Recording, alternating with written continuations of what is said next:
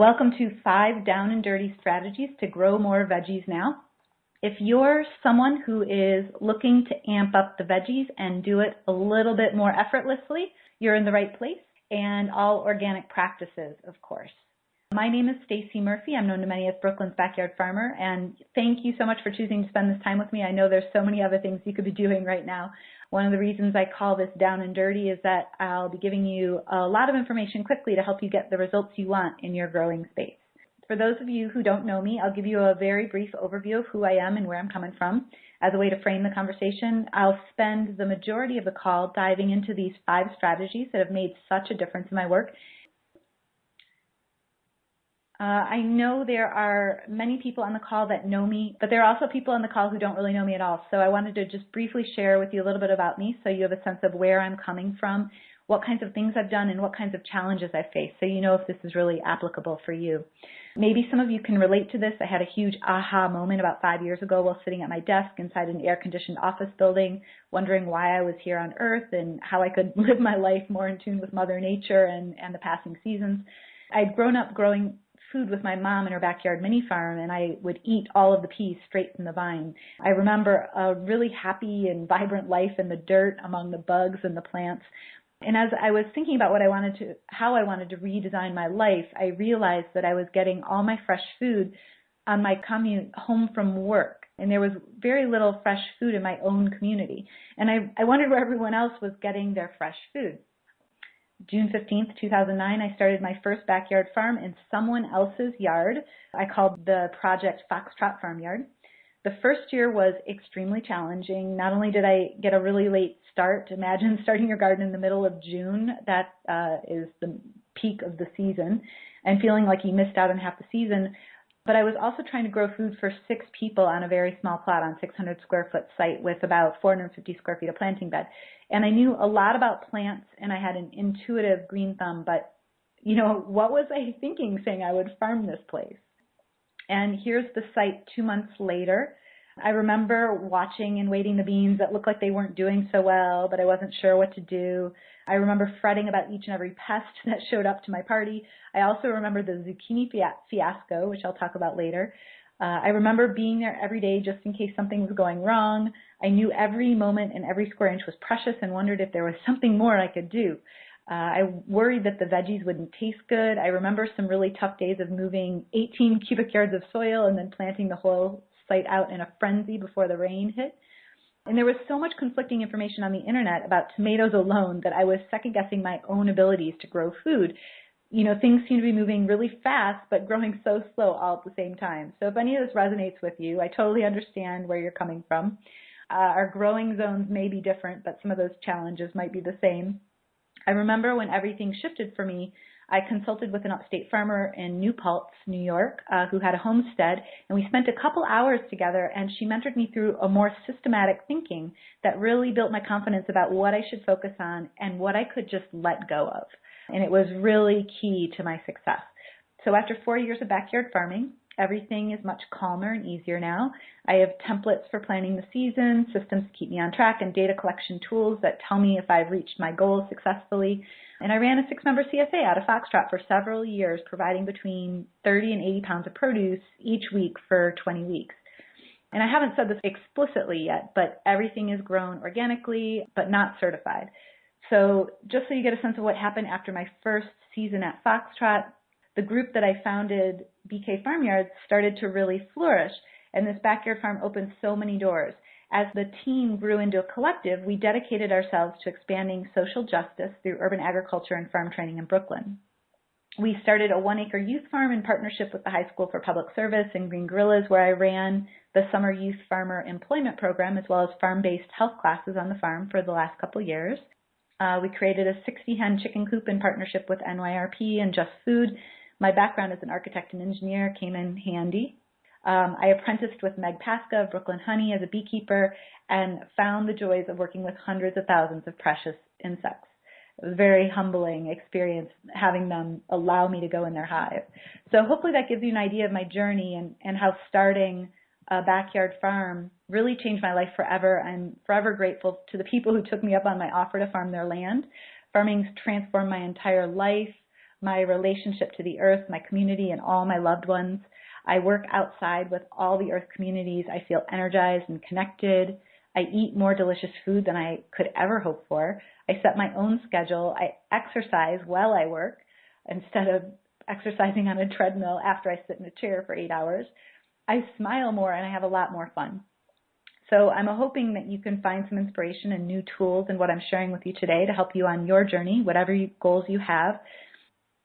We'll talk about the first down and dirty strategy. We're going to dive in here. You know, we are on this giant spinning orb that's going through space, and the sun, we're spinning around the sun, and we're also rotating on this axis, and the sun is always moving. So one of the things that's really key to do, if you're in a small space, or let's say you're just trying to maximize what you do have, in order to find some more growing space, it's really good to be able to assess exactly how much sun you get. When you look up how much sun vegetables need to thrive, and here I'm talking specifically about vegetables today and herbs, let's say, you know, most people will tell you that they need 6 to 8 hours of sunshine. A lot of people don't know what that really looks like in layman's terms. So one of the things that you can do to assess whether or not you really have 6 to 8 hours of sun is to look at your yard at different times of the day. So here on the left is a plan of that same farmyard, Foxtrot farmyard, and you'll notice there's a 3-story house on the right of that drawing. There's a couple trees, one right in the middle of the yard, and then there's some fences. So what I recommend is that you, on different days, different key days of the year, December 21st is one, it's a solstice. June 21st is another, it's the opposite solstice. These are good days to know where your shadows are on site and know exactly where the sun is, because basically what you want to do is follow the sun in most cases.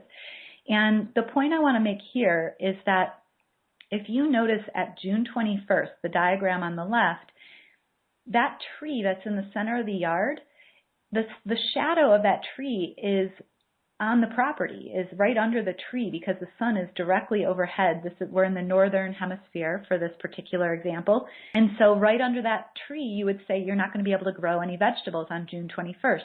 However, if you look at the diagram on the right and you see that on December 21st, that sun is actually shifted very far because the sun is lower down in the sky.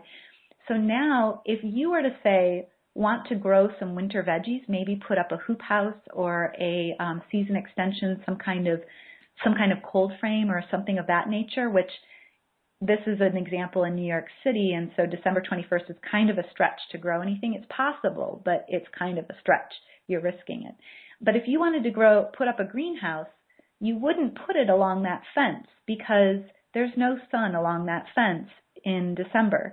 But in the summer, the sun is amazing in that area. So you want to make sure that whatever strategy you have for your site, if your crop plan doesn't account for where the sun is on the site, you're not really maximizing your growing space.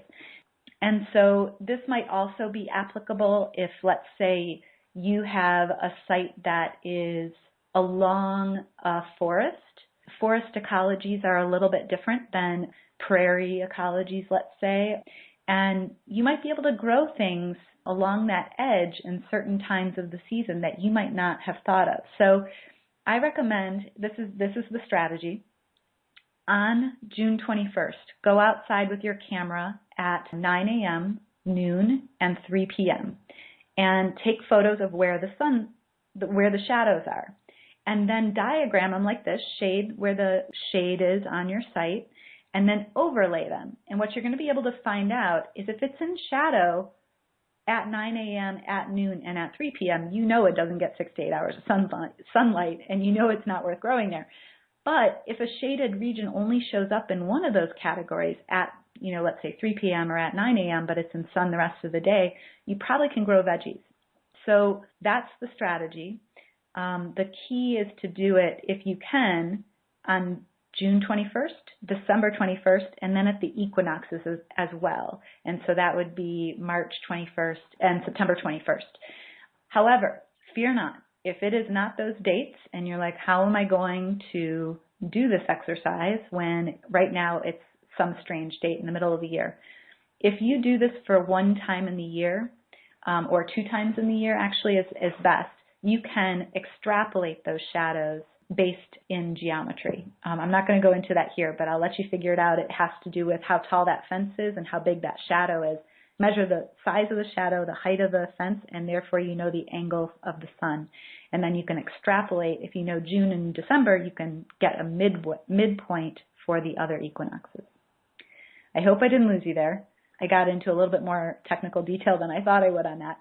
I just want to make sure that you understand that following the sun is what you're doing and having a good crop plan to take advantage of that sun. So you're going to have a roadmap before you plant. And just a note on that, having a really great crop plan for the year, it's really frustrating sometimes. Let's say you do want a winter garden like this. You want to have a growing space in December underneath that tree. What's really frustrating sometimes is that nurseries don't necessarily have seedlings available because it's winter in this part of the hemisphere at that date, and so they aren't really selling vegetables. So you want to make sure that if this is you, you're probably going to be starting your own seed in this case. You know, for areas without winters, it's important that you, let's say without winters below freezing, it's also important for you to chart out when you might leave certain areas of your field fallow to cultivate some healthy soil. And maybe not fallow, but maybe some green manure, some cover crops, things like that, that'll help replenish some of those nutrients, because you wouldn't want to deplete those areas if you're growing year-round. All right, so let's move on to down and dirty strategy number 2. And that is why you might be wasting your time with a gardening mindset. So for a lot of people, when they're moving into farming, they're coming from gardening. And so I hope I don't offend anybody by using the word gardening mindset. But here's what I mean by that. It's really easy to get caught up in the details. There's so much going on in a garden. Everyone's idea of growing food is different. But if you want to grow lots of food, then you have to become your own best editor. You have to know what activities to cut, activities that just spin your wheels but don't actually get results. And the number one complaint I hear from gardeners is that they really hate weeding and other daily maintenance. And I remember for myself spending a lot of what I call wandering time. That first year growing, I was so nervous. I wandered around looking for something else to do, and in the process would end up doing a lot of weeding, just trying to figure out what I was doing because I didn't have a good plan. And I also hear a lot of people say they work all week, so they have to spend all day in the garden on weekends to catch up. And there is a way to manage your time and energy that will feel much less effortless. You can say goodbye to weeding if you want. You can reclaim your weekend if you want.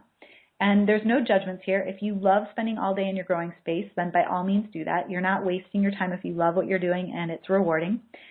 I'm here to grow more food, and I think regardless of how much time you decide to spend in your garden or farm, you can make that time much more efficient by approaching things more like a farmer. So this strategy might be better explained with an analogy, and then I'll give you something to look at too. Let's say you have a teeny tiny house, or you're storing all your important worldly possessions in a tiny little storage unit. You're going to have to pick and choose the most important parts of your life to keep, and you're going to have to let the rest go. So let's say you have a giant house or a giant storage unit. You don't have to make any decisions about what's really important. You're probably just going to keep everything you own and maybe even buy more stuff to put in there. You're probably thinking, what does this have to do with gardening and farming? Well, a farmer has a much smaller storage unit than a gardener, so to speak. I'm not talking about space here. I'm talking about time and effort. There's always something to do when you're growing food. A farmer, like any good business owner, is picking the 20% of high priority stuff that's going to let her get 80% of her results. And this is true for so many things in life. I could go on and on about this. Think about your business and see if this is true for you too. Do you spend 80% of your time doing things that don't get you any results? As a gardener, you may or may not be running a business growing food, so there may be a whole host of things that you're doing because you enjoy being in your garden. You may spend time weeding and watering and making things look really pretty, and as my friend says, puttering around in the garden. My recommendation, if you have a garden or mini farm that is 1,000 square feet or less, you could be growing dozens of pounds of produce a week in about 5 to 6 hours a week. And 2 of those hours are going to be just harvesting all that delicious food. So I challenge you to do this exercise for yourself. So write down everything you did in your growing space for the last 8 weeks and draw a big box around it. And here I've got everything: planting, cultivating, mulching, wood chipping, worrying, wondering. These are all the things I used to do. And then copy over that list and draw a smaller box around just the essentials. And this is your new and smaller storage unit to adapt to. And this is really where me calling my farm style down and dirty comes from. I make a list, I plan really carefully, I get in, I get out. Sometimes I have to make an 80-20 decision on the fly if I only have an hour or too much stuff to do that day. So of course you're asking yourself how you're going to get everything done quicker, or what's going to happen when you stop weeding. And there are ways that you can plant your food that will leave absolutely no room for weeds to grow, and that's where the magic is. So focus your time on thriving vegetable and herb production and crowd out those weeds. If your weed seeds are behind, let's say, your larger vegetables, meaning that they're smaller, they're just barely starting to sprout, but your veggies are bigger, the veggies will eventually grow big and strong, and they'll create a canopy over those weed seeds that won't be able to germinate anymore. And because they won't get any sun, they'll be starved. So crowd out those weeds. Focus on the lush vegetable and herb production, not on those weeds. There are other ways, obviously, to manage weeds without doing a lot of work as well. So focus on what you do want to do, not on what you don't want. So you can eliminate most of your difficult weeding if you carefully plan certain techniques like tilling and cultivating and making sure your vegetables are slightly ahead of those weed seeds. So I focus on weeds here specifically because that's what I hear one of the most common complaints are, but we can address all of these different topics in the training course that I'm offering at the end of the call. So I hope this tip really sinks in for you and you start to see this 80-20 principle in everything you do. I believe that working with Mother Nature can teach us a lot about life if we choose to listen. You know, do you want to spend a lot of time controlling everything to look exactly like you think it should, or are you willing to sit back, let Mother Nature do the magic, and gently nudge her in the direction you want to head? You know, this is the kind of ease that I strive for while I'm farming. You can try it on for yourself and start feeling like you're working with Mother Nature instead of fighting her back. That's a lot of energy you're potentially expending, and you're probably not feeling so good about it. This is one of the things that I have truly mastered. I can help you find space in your planting beds you didn't even know you had, and also open up space in your schedule to do more things you love. I can share with you my backyard farming schedule that walks you through week by week what the priorities are and how to get in and out in 5 hours a week on a small plot. And it doesn't have to be in one day if you don't want it to be. Strategy number 3. Why growing your own seedlings may cost you more than you think. So a lot of people who are just getting started think that they will save a lot of money by buying seeds and growing their own seedlings. And this can be the case for more experienced growers who have the right setup. But if you've never grown from seed or you don't have that many seedlings to grow, you may actually be wasting your time and your money.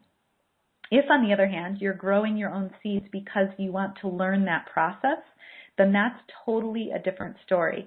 And I hope I can help you avoid some of those most common pitfalls. And there are reasons why you might not grow seedlings and you might want more volunteer seedlings on your site. For a lot of people, that's something that they're cultivating so that they grow stronger plants that way. However, that works when you're on a really large space. If you're on a small space, typically you're going to be planting seedlings. So this is probably something more specific to a smaller site. So many new gardeners come to me wondering why their brand new seedlings just fell over, withered, and died with seemingly no warning. And this is just one thing that can happen if you don't know proper plant care for young seedlings and how to raise them in a sterile environment. You know, you wouldn't feed a newborn baby cheese or honey, and, you know, it's full of different bacteria that they're not used to. And so it's much the same for baby plants. They build up their health over time, and those first few weeks are so crucial to long-term health. So in the photo shown here, the two plants look slightly different above the soil line, just barely different, and a lot different below that soil line. If they were planted, the one on the left will wither and die from something called damping off. This is something that a less experienced person might not recognize. So what can make matters worse is that those seedlings that wither and die, they die because of a soil-borne disease that is now in your planting bed and can affect other seeds and seedlings. So you've potentially magnified your problem from an unhealthy seedling to unhealthy soil. And I have found that seedlings are totally worth it for long maturing crops that keep fruiting, like tomatoes, eggplant, cucumbers, kale, chard peppers, even onions. You know, I think it's totally worth it to go buy them from somebody who's doing a really phenomenal job and pay them a good price for what they're truly worth. So what you want to look for are seedlings that are grown by an organic farmer that are mature, and look closely at the leaves for any signs of damage. And, you know, anyone can start seeds. Yes, it seems less expensive because the seeds are so cheap, but propagation of really healthy seedlings is an art, and the health of a seedling can determine its future yield as well as whether or not it will have pest or disease issues. So my recommendation to you is one of two paths. My first choice for beginners: buy healthy, gorgeous seedlings from an organic farmer or nursery for everything you can find. There might be a couple things you direct seed, like lettuces and mixed greens and root vegetables. And that makes a lot of sense because the cost ratio of buying a lettuce seedling to planting it from seed it's minimal in terms of what you're going to lose by planting it from seed, but is maximum for things like tomatoes and eggplant and all the things that I previously said. So there might be some things that you decide to direct seed yourself. And the second recommendation is that if you do choose to adventure out and grow your own seeds, you get some training and you do a cost analysis. So this is a way that you can analyze for yourself. If you're growing food to save yourself some money, make sure you do this calculation for yourself.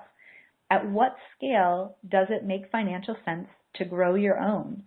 So you're going to want to add up the cost of your seed starting mix, your seeds, your trays, fish emulsion, which will help in terms of nutrients, lights if you're using them, or hoop houses.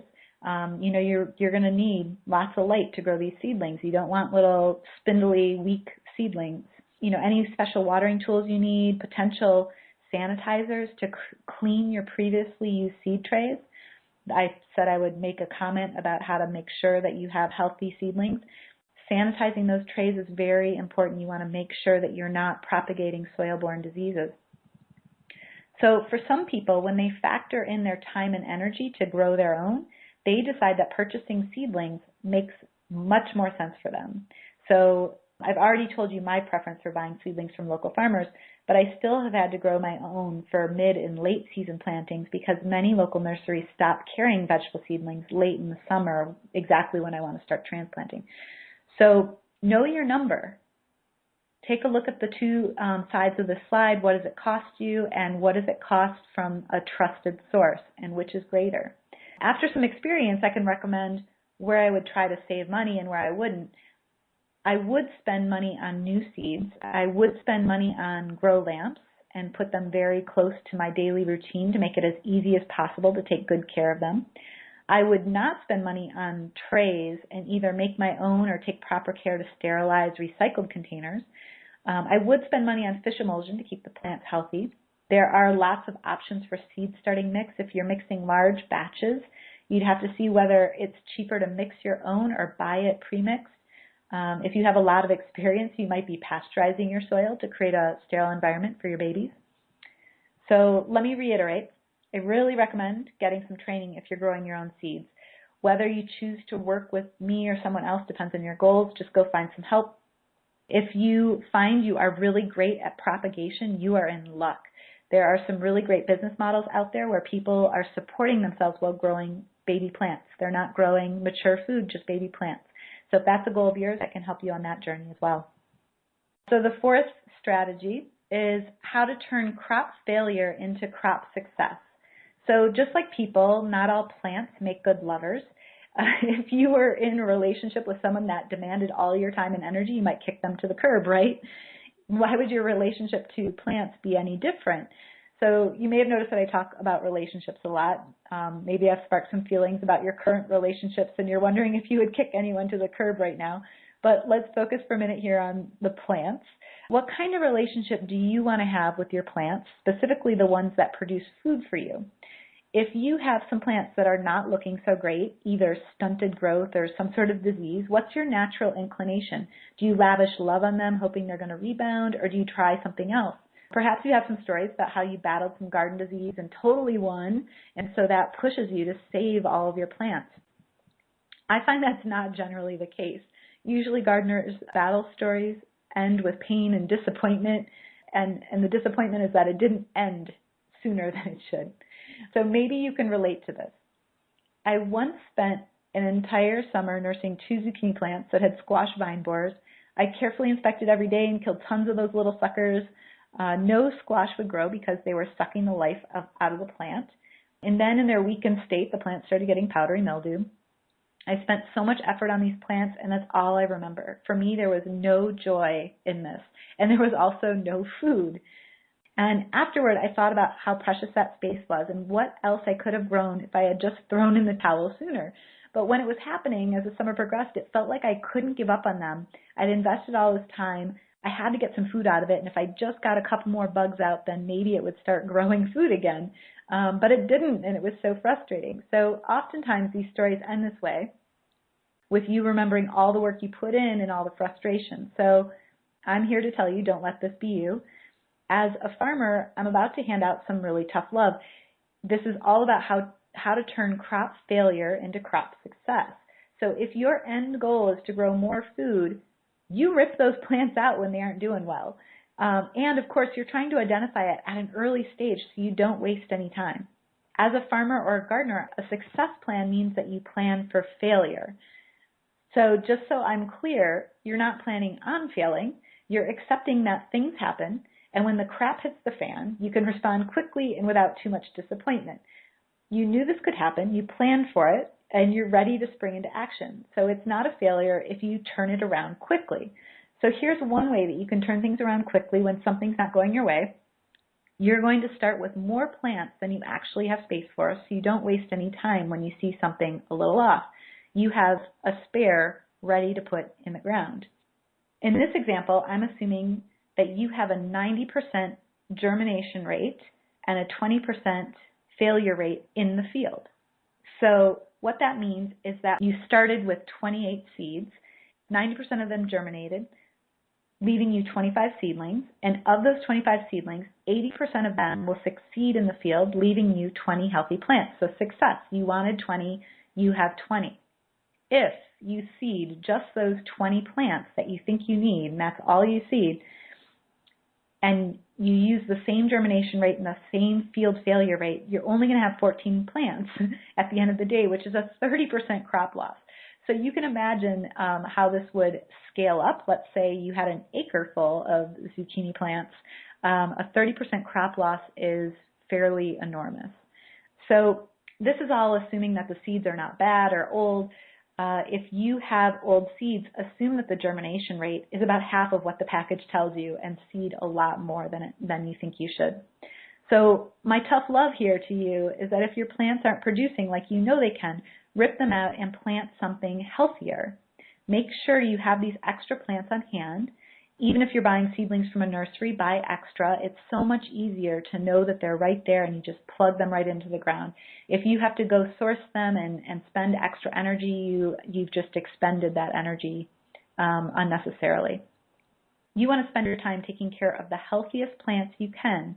It's really important to see the warning signs of larger issues at an early stage. And this is something that takes either some training or time and practice. So wouldn't you feel better knowing your plants were off to a great start?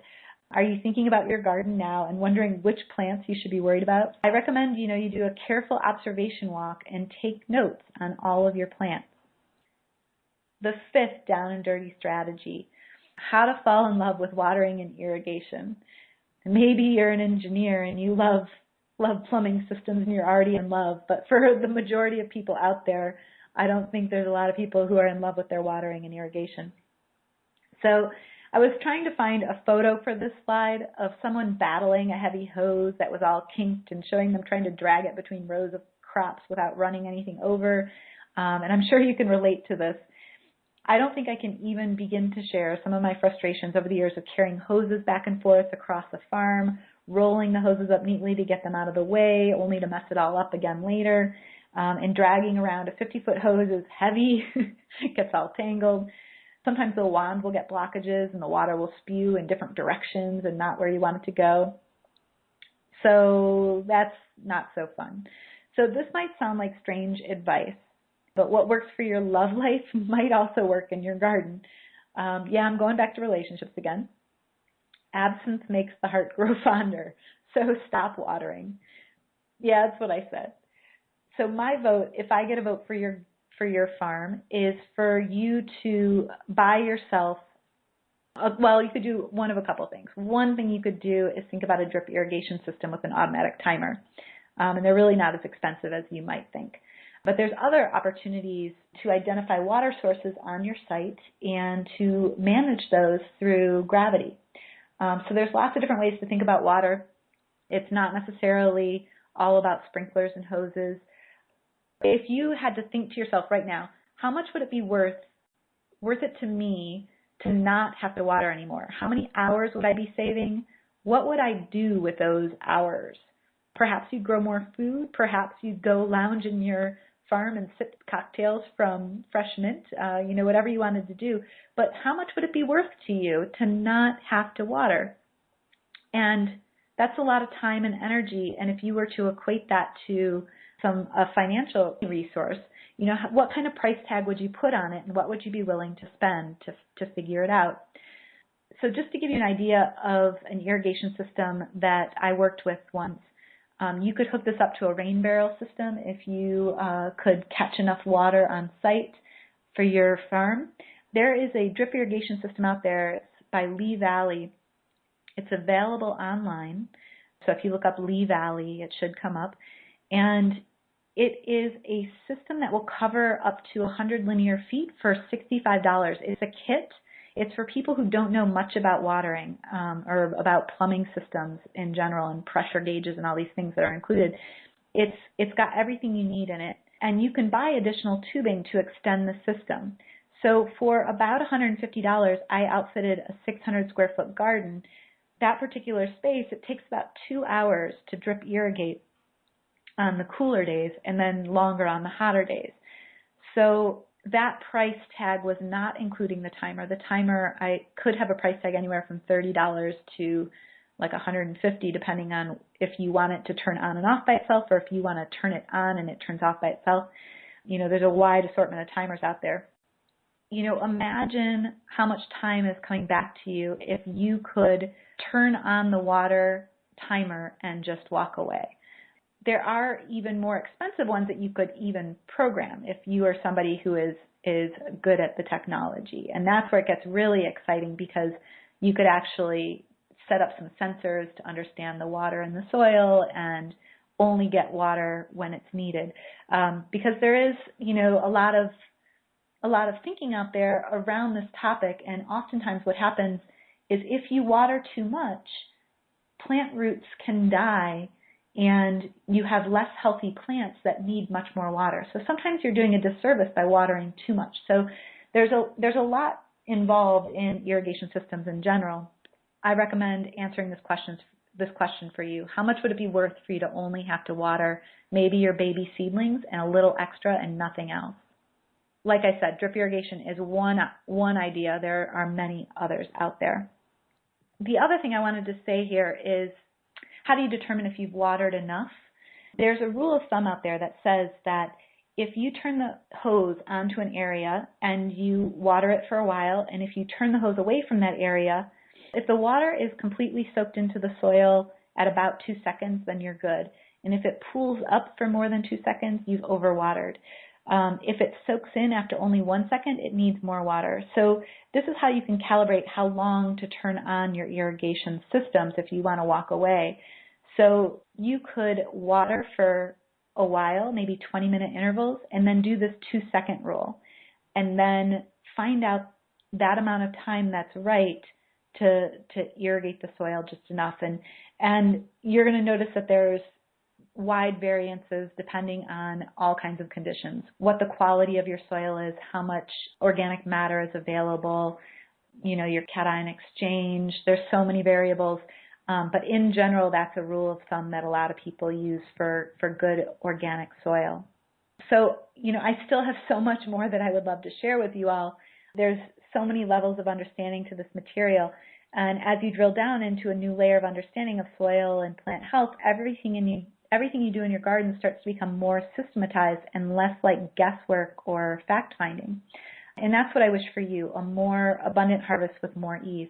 Really, that's my hope with all 5 of these down and dirty strategies that I shared with you today, is that they produce more ease in your life, and you can grow more food a little bit less effortlessly, and also while saving some money as well.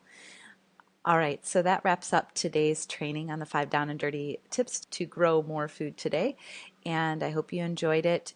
Obviously, in the 8-week courses, I can go into a lot more detail on all these different topics and more.